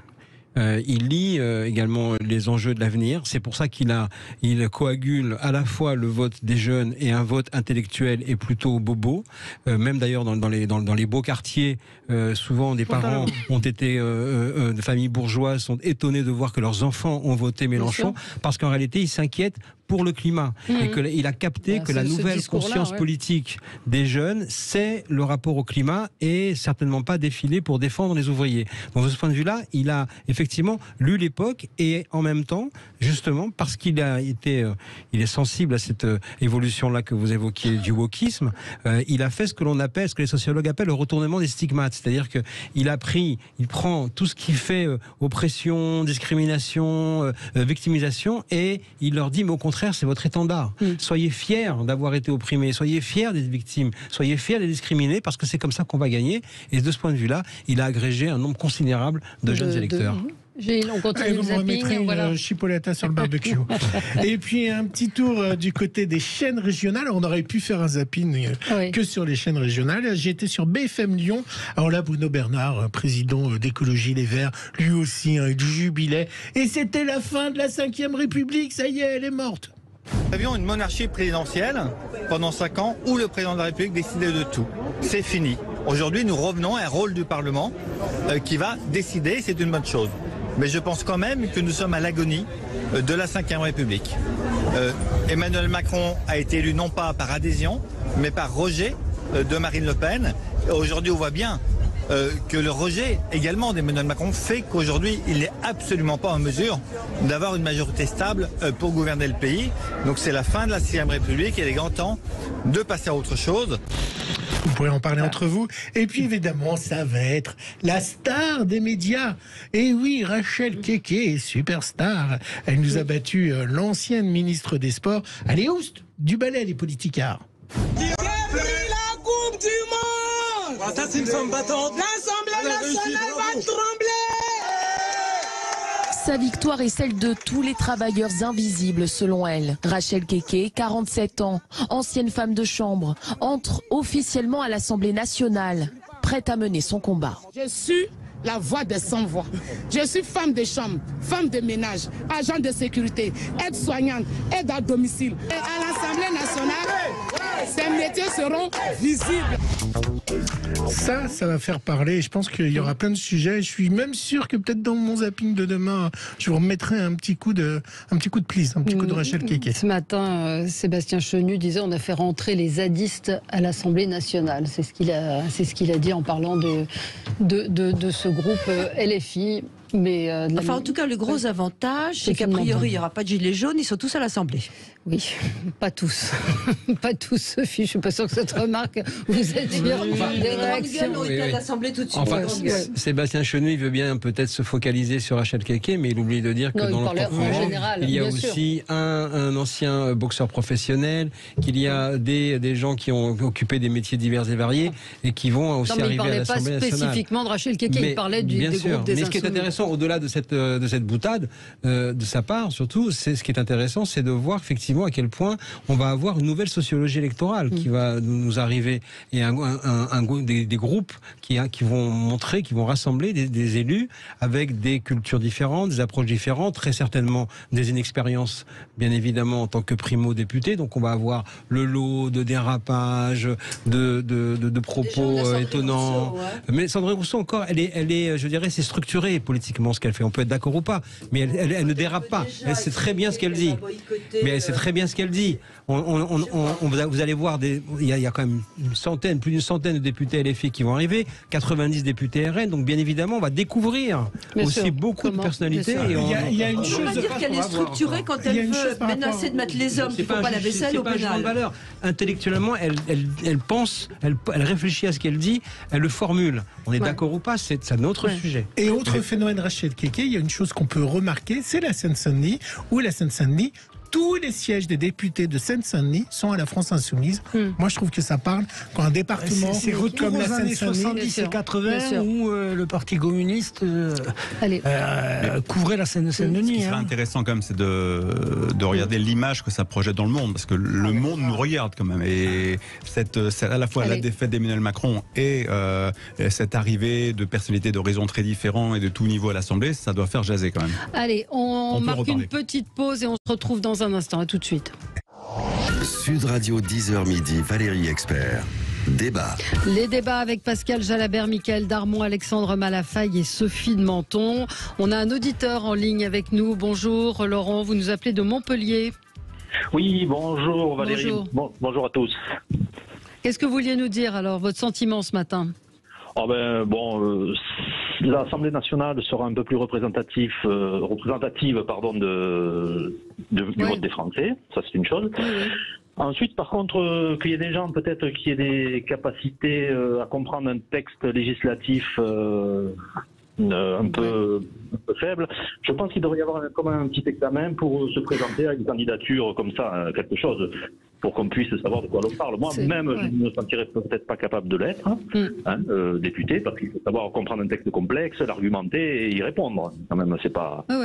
Vous avez raison, parce qu'on a vu certains candidats. Alors, j'ai pas suivi en particulier. Je crois que c'était ceux du Rassemblement national qui ont été diffusés en boucle sur les plateaux de télé. On voyait un niveau quand même assez lamentable d'argumentation et de réflexion. Donc, vous avez. On devrait faire de la formation. Vous avez parfaitement raison. Et je trouve en tout cas l'examen c'est un peu difficile pour la démocratie, mais qu'il y ait de la formation intensive pour les nouveaux députés, ça me semble évident. Dans n'importe quelle boîte, on forme les salariés. Je ne vois pas pourquoi, en gouvernant la France, on devrait avoir zéro niveau. Mais ça a été le cas des députés La République En Marche aussi, pour un certain nombre d'entre eux. Justement, il faut les former. Alors, ils avaient prévu à l'époque, en 2017, ils ont fait un petit séminaire de formation qui a duré une journée. Ça ne suffit pas. En fait, l'explosion des partis politiques explique le résultat dans lequel on est. C'est-à-dire que, normalement, ne se présentaient à l'Assemblée que des candidats qui avaient été validés par les partis, qui avaient reçu l'investiture et qui, en général, avaient un parcours, avaient construit quelque chose dans le syndicalisme, dans le monde des affaires, dans le travail, dans la vie politique locale. Il y avait des gens qui avaient un parcours. Et à l'Assemblée, c'est ce qui se passe à peu près partout, arrivent des gens qui sont préparés à faire la loi. Parce que là, en fait, en France, on confond le fait que c'est la représentation nationale, mais il faut que ça représente. Mais bien sûr, il faut que ça représente, mais il ne faut pas que ça ressemble. Il faut que ça représente au sens capable de porter les messages, ce qui n'a pas été bien fait et ce qui explique effectivement ce qu'on a aujourd'hui. Mais on confond vraiment ressembler et refléter. Et on arrive avec l'Assemblée des gens dont les compétences sont très relatives, parfois de manière caricaturale. Et le drame de ça, il faut en parler avec Jean-Louis Debré, parce que c'est pas récent, qui a été président du Conseil constitutionnel, c'est qu'en fait la qualité de la loi française, depuis 20 ans, s'est dégradée. Avant, une loi, elle avait 4-5 articles, c'était bien ficelé, c'était de nature à être mis en œuvre facilement. Aujourd'hui, les lois font 200 articles, on veut tout mettre dedans, c'est tout et n'importe quoi. Les décrets ne peuvent pas sortir. Quand ils sortent, de toute façon, ils produisent l'effet inverse. La loi NOTRe, par exemple, on est un effet absolument majeur. Et au bout du compte, ça ne marche plus, et ce sont les juges qui reprennent la main, et on engorge les tribunaux administratifs et civils. Je vous donne un chiffre, la Cour de cassation américaine, la Cour suprême, elle rend 120 décisions par an. La Cour de cassation française, uniquement pour la partie civile et pénale, elle rend 35 000 décisions par an. Voilà, parce que les textes sont tellement mal faits, les voies de recours sont tellement nombreuses et possibles, qu'on a une espèce d'imbroglio juridico-administratif en lien, en particulier, parce que la loi est mal faite. Donc le fait de faire entrer n'importe qui sans validation de la compétence des uns et des autres pose quand même question, quoi. Ouais, on va parler du rapport de force au sein de la majorité. Avant, une question, Mickaël, et à vous tous, est-ce qu'Elisabeth Borne peut rester? Non. Je vous demande pas si vous voulez, je vous demande si est-ce qu'elle peut. Non. Oui. Ça paraît très difficile. Ouais. Maintenant, on sait que les décisions, elles sont pas prises par nous, elles seront prises par le président de la République, dont on connaît aussi les dimensions, très multiples et complexes pour pouvoir comprendre le cheminement d'une décision. Parmi elles, effectivement, l'orgueil. Ouais. La capacité de dire je veux contrer la doxa, ce qu'on m'impose, et je continuerai à faire ce que je veux. Peut-être que ce sera ça. Mais si il a une lecture pragmatique, on va dire, et guidé par l'intérêt général, il va falloir quand même que à Matignon, il y ait une personnalité qui soit capable de parler avec tout le monde. D'autant plus que vous avez des relais très importants qui ont disparu. Christophe Castaner et Richard Ferrand étaient des rouages et des transmetteurs de messages aux différentes catégories, aux différentes sphères politiques à l'Assemblée, qui étaient très importants pour l'exécutif et pour Emmanuel Macron. Puisqu'on est entre nous. Donc de ce point de vue-là, c'est que en plus radical, on va dire. Oui, radical. C'est que en plus, pardonnez-moi, parce que cette femme a certainement beaucoup de qualités. Il faut du talent oratoire. Il faut être capable de parler aux Français. Il faut qu'elle suscite, qu'elle soit médiatique. Pardon, mais c'est quand même vrai. Premier ministre de la France dans une période aussi difficile, il faut un tribun. Il faut que ou alors un profil qui était formidable, on le disait, bien que moqué au début, ou un Castex. Mais il faut quelqu'un qui parle aux Français. Elle n'a pas la personnalité pour rester 8 jours de plus à Matignon. Et puis quelle tendance, droite, gauche, Macron. Oui, en plus. Il y a le signal politique, et puis il ne faut pas oublier aussi que le Premier ministre doit être en symbiose parfaite avec ce qu'on appelle les dirigeants de l'Élysée, notamment le secrétaire général qui est Alexis Collère, qu'on sait qui est le double de Macron. Et qui est le double de la Premier ministre. Alors c'est quand même lui qui a plus ou moins imposé Elisabeth Borne, parce que c'était, semble-t-il, pas le choix initial. Donc le bilan fonctionnait. Là, Emmanuel Macron va-t-il remettre en cause son jumeau Alexis Collère? À voir. Mais en tout cas, il faut là vraiment un patron du gouvernement. Ça ne peut plus être le président qui mouille la chemise, surtout si, comme on l'a dit tout à l'heure, il prend la seule solution qui lui reste, c'est-à-dire devenir un président, chef de la diplomatie, l'Europe, quelques grandes lignes. Donc du coup, Elisabeth Borne ne paraît pas être ce profil-là. C'est quand même une techno, c'est quand même quelqu'un qui est capable d'appliquer des décisions. Oui, qui par ailleurs n'a pas démérité, qui n'a pas démérité, il se retrouver dans notre poste au sein du gouvernement. Qui est quelqu'un de qualité, qui est quelqu'un qui a des capacités, mais là, il faut plus. Oui, la logique voudrait qu'elle parte, Elisabeth Borne. Maintenant, ce que dit Mickaël Darmon est juste. Emmanuel Macron n'aime pas agir sous la pression et bien défier. Là, la pression est forte, quand même. Il va quand même devoir essayer de reprendre la main d'une manière ou d'une autre. Et c'est vrai qu'on peut s'interroger sur le choix d'Elisabeth Borne. Alors, à un moment donné, il a peut-être plus beaucoup de choix parce qu'on lui a fermé certaines portes, et les autres personnalités dont il aurait bien voulu attirer le talent, par exemple Christine Lagarde, ont dit non, semble-t-il, à plusieurs reprises. Donc, c'est vrai qu'il a dû faire face avec ce qui lui restait en magasin, si je puis dire. Mais c'est vrai qu'Elisabeth Borne participe du crash. C'est-à-dire l'absence d'effet waouh, l'absence de dynamique, elle n'a pas mené campagne. On aurait pu imaginer à la limite, on utilise un Premier ministre façon Castex, c'est-à-dire avec pas beaucoup d'espace pour lui, mais un président qui est très impliqué. Et si Emmanuel Macron avait vraiment fait campagne, peut-être que ça aurait changé la donne. Peut-être qu'il aurait dit, écoutez, voilà, pas uniquement une déclaration sur Intermac, mais on y va. Voilà, ça, je trouve ça, effectivement, cette séquence-là, elle est mystérieuse. Et si on imagine qu'en plus, ils pensaient que ce serait difficile d'obtenir une majorité, comment est-ce qu'ils ont pu, à ce point-là, laisser la campagne se passer sans eux? Parce que finalement, la gauche a fait campagne. Marine Le Pen n'a pas vraiment fait campagne, mais ça s'est très bien traduit, cette stratégie du bas bruit, de dédiabolisation. On est sur le fond, on est sur la compétence, on cultive, etc. Voilà. Et l'autre point sur lequel j'en termine là, je suis très surpris qu'Édouard Philippe, en tant que leader d'Horizon, ait pas tenté sa chance.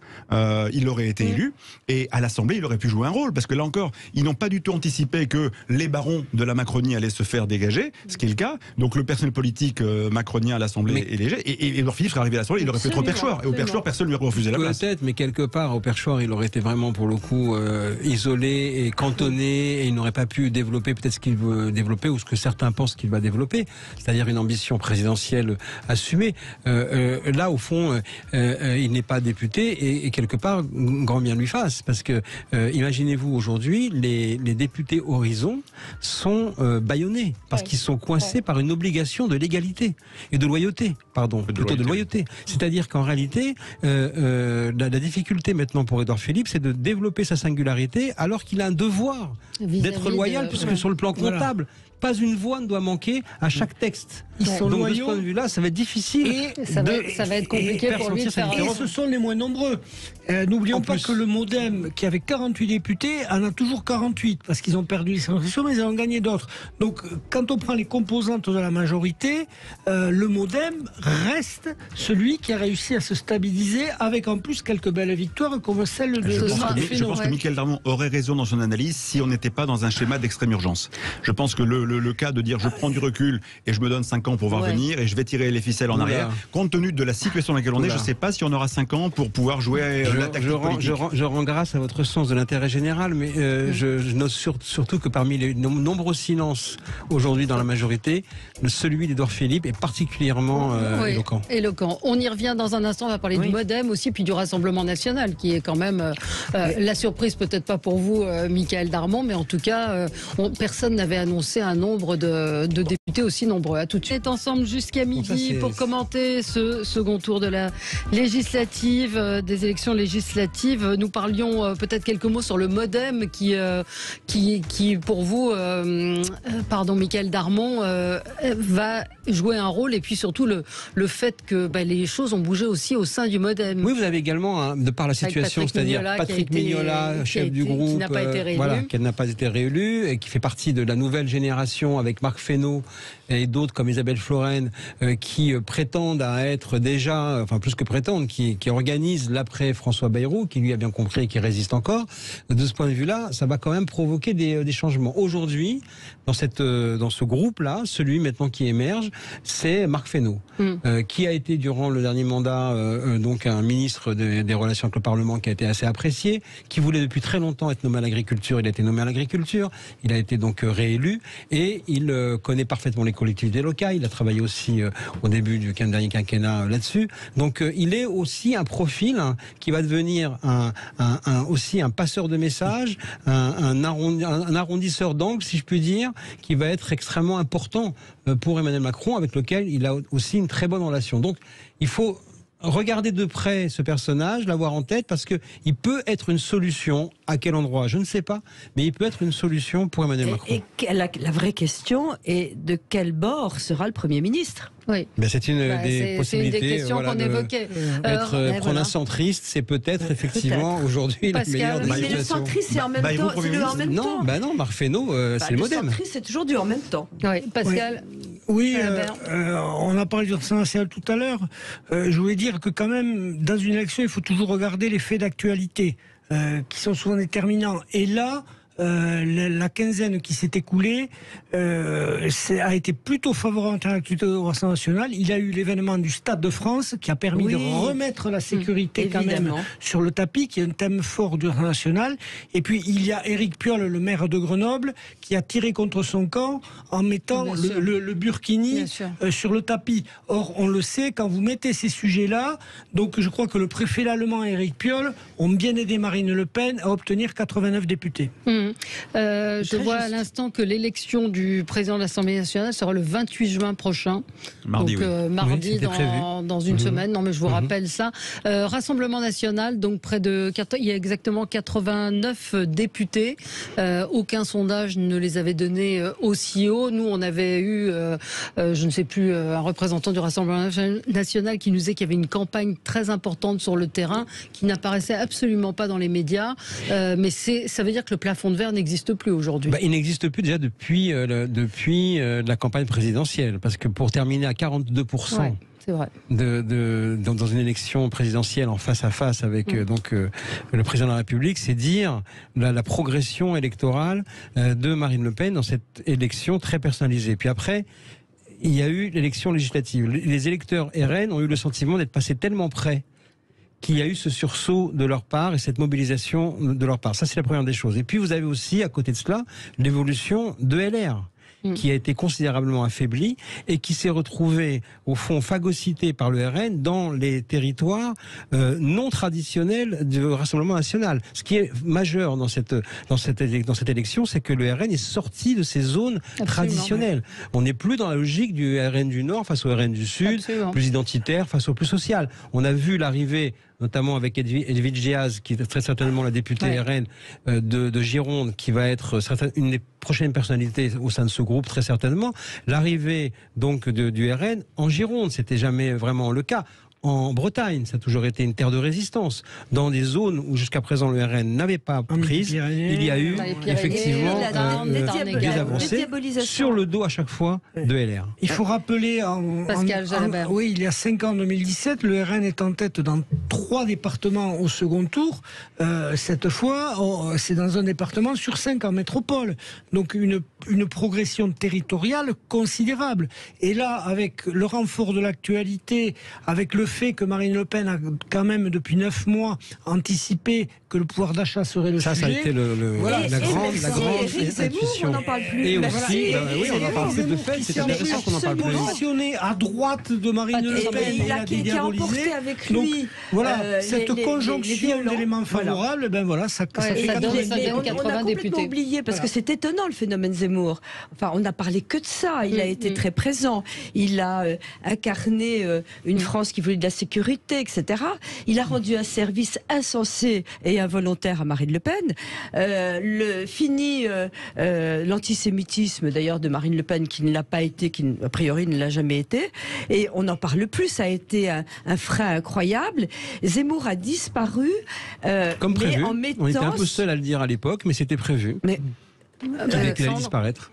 Il était fait pour échouer. Pour reprendre le point sur les sondages, je trouve en effet qu'il y a quelque chose de très, très étonnant sur la façon dont tous ces résultats nous ont été présentés, toutes ces annonces de résultats nous ont été présentées, comme si d'une certaine façon il y avait une volonté un peu auto-réalisatrice, en disant bah oui, finalement le RN aura 20, 15, 25, 30 députés, pas plus. C'est déjà énorme. C'était déjà énorme. Oui, mais c'est intéressant de voir que quelque part il n'y a pas eu cet effort de remise en question du modèle pour dire mais attendez, est-ce que ça peut vraiment se passer comme ça ? 13 millions d'électeurs, 20 députés. Je trouve qu'il y a une erreur. Alors j'espère que c'est pas une erreur entre guillemets en disant finalement on met plutôt la fourchette basse des estimations parce que ça nous paraît souhaitable. Mais le sujet c'est pas ça, c'est est-ce que c'était la réalité ou pas. Donc là-dessus il y a quand même une belle marge d'erreur à mon avis et de correction. Après franchement moi je trouve que on n'était pas très nombreux à plutôt trouver le positionnement de Marine Le Pen et sa stratégie pas mal quoi. La plupart du temps elle se faisait défoncer, y compris au lendemain du débat. Le débat, moi je me souviens, j'ai échangé quelques jours avant la présidentielle avec un de ses cadres, voilà, pour aller prendre un peu la température, et qui me disait mais sur le débat présidentiel, elle va pas aller au carton. Voilà. Elle va esquiver les difficultés. Elle va se concentrer. C'est ce qu'il m'a dit. Elle va se concentrer sur ses sujets, sur son programme. Elle veut pas du tout élever le ton. Elle veut. Bon, alors après, elle aurait peut-être pu sur certains sujets mieux se défendre sur le côté financement russe. Et quand on lui a parlé des banques russes, elle aurait pu parler de McKinsey de manière un peu plus offensive. Mais pour le reste, c'était sa stratégie. Puis Macron s'est tué lui-même face à ça parce qu'il a été tellement méprisant vis-à-vis d'elle. Il s'est tué lui-même. Mais c'était vrai. Également en 2017, on avait dit s'était plantée. C'est vrai qu'elle s'était plantée sur son débat, elle l'a même reconnu très clairement. Mais ce qu'elle disait sur le fond, sur les constats, sur ce qu'elle véhiculait, sur son analyse de la France, toute cette espèce de message qu'elle passait pendant le débat face à Macron en 2017, ça n'a pas changé. Et 5 ans plus tard, ça a grandi encore. Donc elle récupère enfin, si je peux dire, les fruits de son travail. Et c'est sûr que la stratégie de dédiabolisation et d'avoir dit non à Zemmour sur toute la ligne. Rien, pas un accord, pas sur le terrain, pas sur une circonscription. Et d'avoir réussi à remonter et ça descend dans les sondages. Et c'était un vrai pari parce que certains disaient ça va, ils vont aller au père-père et au bout du compte, de ce point de vue-là, beaucoup d'électeurs ont le regardé et je pense que c'est à ce moment-là qu'elle a gagné ses galons parce qu'elle est tombée pendant l'irruption sondagière de Zemmour. À ce moment-là, pour la première fois, elle décide de faire une campagne de premier tour parce qu'elle ne faisait jamais une campagne de premier tour. Elle était qualifiée d'office. Elle se remet à faire une campagne de premier tour. Elle se met à faire une campagne de premier tour en rentrant dans les magasins. Moi, j'étais frappé de voir ça dans les images. Bonjour, je m'appelle Marine Le Pen. je vois là mon tract. C'était quelque chose d'absolument incroyable. Et là, je me suis dit, ok, ça c'est vraiment un travail politique petit à petit. L'intuition du pouvoir d'achat était l'intuition de la campagne de ce point de vue-là. Et elle a cristallisé ce sujet que les Français ont capté petit à petit. Maintenant, la question qui lui est posée pendant les 5 ans à venir, c'est est-ce que, et ce sera au fond le dernier test, puisque maintenant elle a un groupe, elle a un ancrage électoral, elle a de l'argent, elle a une puissance, elle est au sommet de ce groupe. La question c'est est-ce que le nom Le Pen n'est pas métabloquant? Est-ce que les idées sont acceptées et le nom rejeté? Et de ce point de vue-là, ce sera à venir jusqu'à ce qu'on va voir pendant 5 ans. C'était l'argument d'Éric Zemmour. Oui, mais il a tellement mal joué. Il a tellement mal joué qu'il n'a pas su l'exploiter. C'était pas réussi pour lui. Voilà, l'avantage qu'elle a aussi, c'est qu'elle n'a plus besoin de tenir un discours sur l'immigration, sur l'identité. Il est installé depuis 40 ans, donc elle n'a plus besoin de le tenir, ce discours-là. Et Éric Zemmour s'est enfermé dedans, sans rien proposer à côté, et en plus en allant dans l'outrance, alors qu'elle n'a plus besoin de tenir ce discours. Donc tout ce qu'elle peut ajouter, entre guillemets, c'est de la valeur ajoutée. Et c'est ce que n'ont pas compris ni la Macronie, ni la majorité, ni non plus NUP, à part François Ruffin. Qui, lui, dans sa circonscription, est allé au contact. S'il est allé au contact, il est allé au contact de Marine Le Pen. Fabien Roussel aussi, quelque part. Fabien Roussel, il parle à des électeurs qui votent pas de la même façon, mais voilà, il parle à cette France populaire qui écoute Marine Le Pen. Donc voilà, tant que les autres partis continueront à ignorer ceux qui votent pour elle, eh bien, elle aura un espace politique. Après, il y a en effet le nom, avec ce que ça véhicule. Moi, je vais citer qu'un exemple. Je connais quelqu'un qui est membre d'une nation d'anciens combattants d'Algérie, qui dit oui, je suis d'accord avec Marine Le Pen, je voterai jamais pour elle parce que c'est Le Pen, parce que c'est tout ce passé, etc. C'est ça. Voilà. Mais l'explication aussi du fait que les sondeurs n'aient pas vu arriver cela, c'est aussi qu'il y a eu un report de voix assez important des LR qui ont été éliminés et que ce report de voix a été une surprise pour beaucoup. Horacio est en ligne avec nous. Bonjour Horacio. Bonjour. Bonjour. Alors, qu'est-ce que vous vouliez nous dire ? Oh pas grand-chose, c'est que je vois que... J'espère qu'il fait beau chez vous. C'est juste pour nous dire bonjour. Il fait très chaud chez nous en Corrèze. Ah d'accord. Alors qu'est-ce qui s'est passé chez vous? Votre député, qu'est-ce qui s'est passé? LR? Deux députés LR. C'est LR, oui, enfin, ça ne m'étonne pas, c'est les Républicains. Ouais. Donc voilà, le pays de Chirac, bon... mais il y a eu des surprises quand même. Regardez, le pays de Hollande où il y a eu du RN de élus. Vous êtes plutôt du côté du Rassemblement national? Moi, je suis plus côté Rassemblement national, oui, tout à fait. D'accord. Et donc, mais disons que je suis bien content qu'ils ont 89 députés, mais je ne sais pas si ça va servir à grand chose. Voilà. Donc, pourquoi? Parce que les Républicains en marche, ils ont quand même la majorité. Et puis, à mon avis, ils vont négocier avec les Républicains. Ils n'ont pas la majorité. Ils n'ont pas la majorité. Si vous additionnez toute l'opposition, ils ne sont pas majoritaires. Ils devaient avoir 286 députés. Ils n'en ont que 240. C'est ça, 245. 245. Donc, ils n'ont pas la majorité. Donc, si tous les projets, si on prend la retraite, ça peut être totalement bloqué. Oui, à ce propos, justement, pour éclairer monsieur, c'est vrai que c'est une nouvelle donne.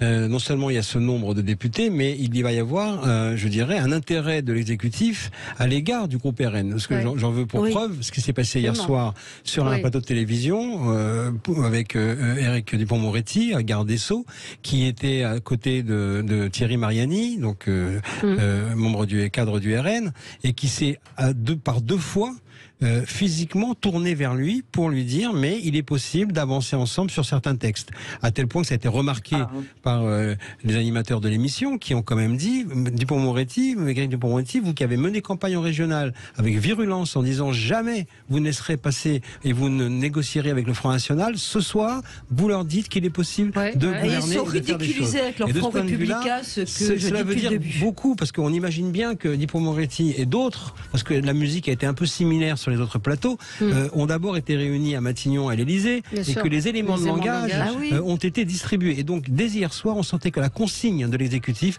était de faire passer l'idée d'une coalition.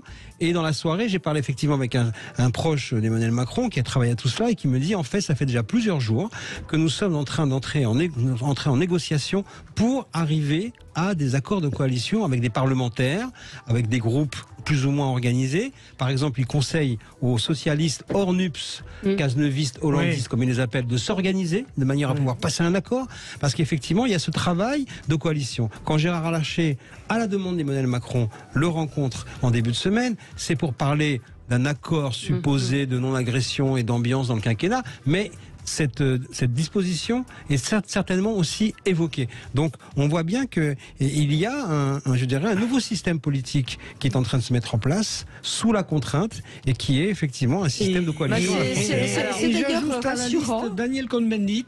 J'ajoute à Daniel Cohn-Bendit qui, semble-t-il, est un peu à la manœuvre avec quelques écologistes plutôt élus au Parlement européen. Petite pause de pub et on se retrouve dans un instant. Sud Radio 10h midi, Valérie Expert. Avec vous sur Sud Radio, on continue jusqu'à midi.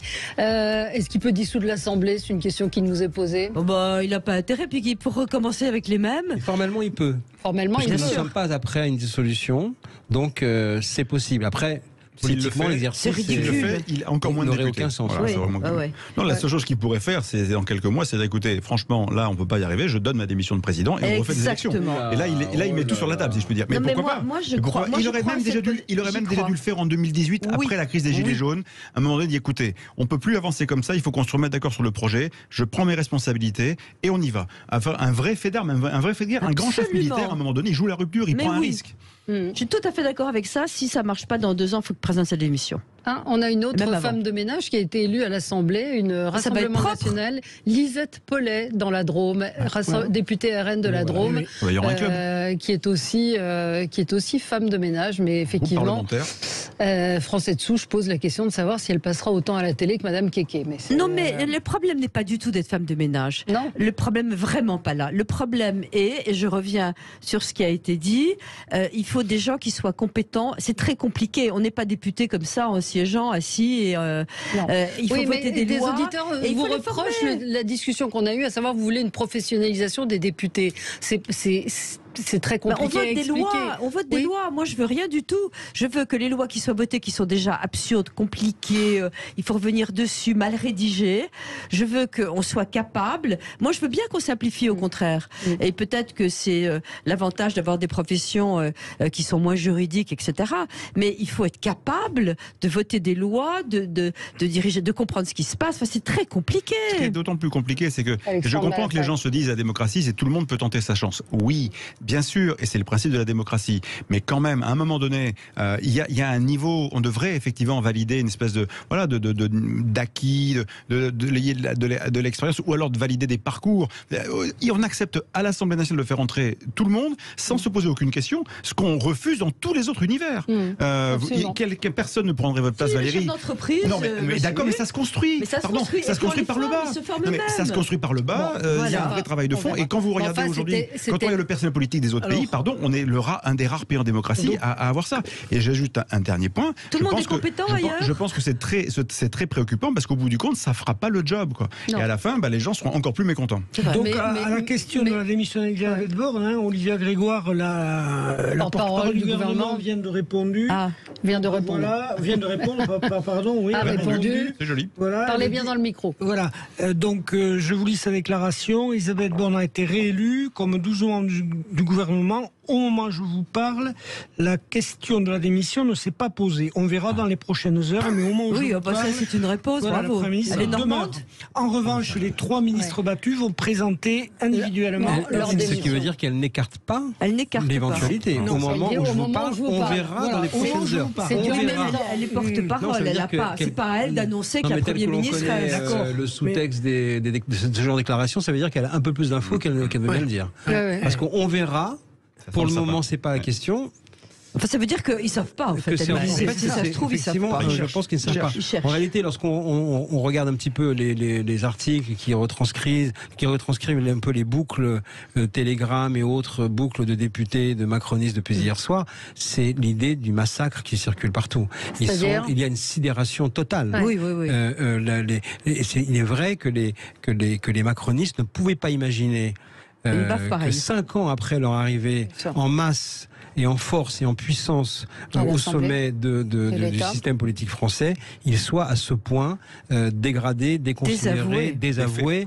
Et de ce point de vue-là, quelque part, ils n'ont pas vu venir parce qu'ils ont vécu. Et souvent, quand on les a rencontrés, c'était un peu le sentiment qu'on avait, ce sentiment d'être intouchable, d'avoir la bonne raison, d'avoir la bonne analyse. Le fameux camp de la raison que posait Clément Beaune en octobre dernier en disant ça sera le clivage entre le camp de la raison et le camp de ceux qui n'ont pas raison. Donc de ce point de vue-là, effectivement, c'est une évolution majeure. Emmanuel Macron, il est dans la difficulté de ne plus être dans la nouveauté. Non. Et comment mais ça veut dire que le macronisme n'existait pas non plus. Mais je pense que l'après-Macron a commencé. Oui, c'est ça. De ce point de vue-là, et c'est vrai que Sylvain Faure, qui était son conseiller, sa plume, qui maintenant a pris sa liberté, qui chronique, qui donne des interviews, il dit en fait cette chose, il dit en fait le deuxième mandat neutralise le réélu. La 5e République valorise l'alternance. Et à partir du moment où on est réélu, on est terminé. Et donc, effectivement, ça pouvait commencer à la mi-mandat, ça commence dès maintenant. C'est-à-dire, il est un président empêché. Oui, empêché. Oui, puis il s'est représenté alors que ça allait pas du tout bien pour lui.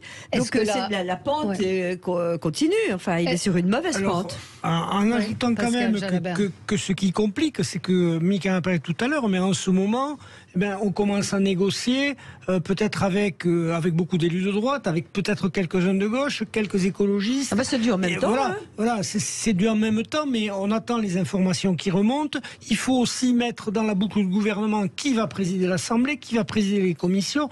Bref, il y a beaucoup d'éléments, donc c'est très très compliqué, et surtout en l'absence de majorité. Quand vous avez une majorité, à faire, c'est mettre en avant quelqu'un d'autre que lui. S'il veut jouer au président international, il n'a qu'une chose à faire, c'est de mettre un Premier ministre. Mais ça vous a pas échappé que c'est pas ce qu'il a fait jusqu'à maintenant et que c'est pas dans son tempérament. Je pense qu'il peut trouver de l'intérêt parce que tout d'un coup, s'il se met sur le plan européen, ukrainien à agir et qu'il quitte la scène, il faut qu'il quitte la scène française là actuellement.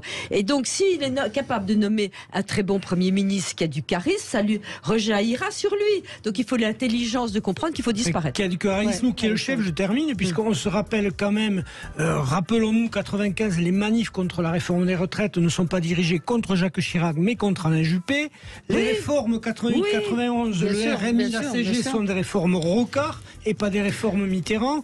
Donc, voilà, il faut qu'ils se remettent dans ce qu'était la 5e République avant le quinquennat, parce que c'est quand même Nicolas Sarkozy qui a introduit cette notion de Premier ministre collaborateur. Et ne pas perdre de vue une chose, un système politique doit fabriquer des résultats. Et ça fait 30 ans qu'on est dans l'illusion de résultats, et de résultats qui ne se voient pas suffisamment bien pour les Français. Et donc, tant qu'on n'aura pas compris ça, on n'arrivera pas à reconstruire. Et les résultats, c'est pas des statistiques, c'est ce que ressentent. Et c'est pas le bourrage de crâne gouvernemental de dire on a fait. Et Nicolas Sarkozy a pris une baffe par la même occasion. Oui. Et ça fait du bien. Oui, je crois que là, il a bien cherché, effectivement. Deux choses. Sophie avait déjà dit que La République En Marche avait des députés totalement guedillots et incompétents, parce qu'on vous reproche de ne pas dire que la REM avait aussi des députés totalement inadaptés. Et les femmes de ménage, les gens ont mal pris votre réflexion sur ça va être du ménage, et c'est vrai que ça peut apporter... du ménage, tout le monde a fait des jeux de mots sur le ménage, et d'ailleurs symboliquement, c'est que des femmes comme ça arrivent, c'est vrai que ça fait un ménage politique. Oui, c'est ce que vous voulez dire, parce que là, vous voyez, beaucoup de gens disent que vous devez vous excuser de dire que ça va être propre parce qu'une dame est élue, mais aussi aide ménagère, parce que les aides ménagères, j'ai une grande admiration pour les femmes de ménage, les aides ménagères. Donc pour le retour du vote censitaire. Si elles se sentent visées une seconde, je m'excuse platement. Oui, non, mais il n'y a pas. C'était une boutade. C'était une boutade. Allez, merci à tous les quatre. Dans un instant, André Berkoff.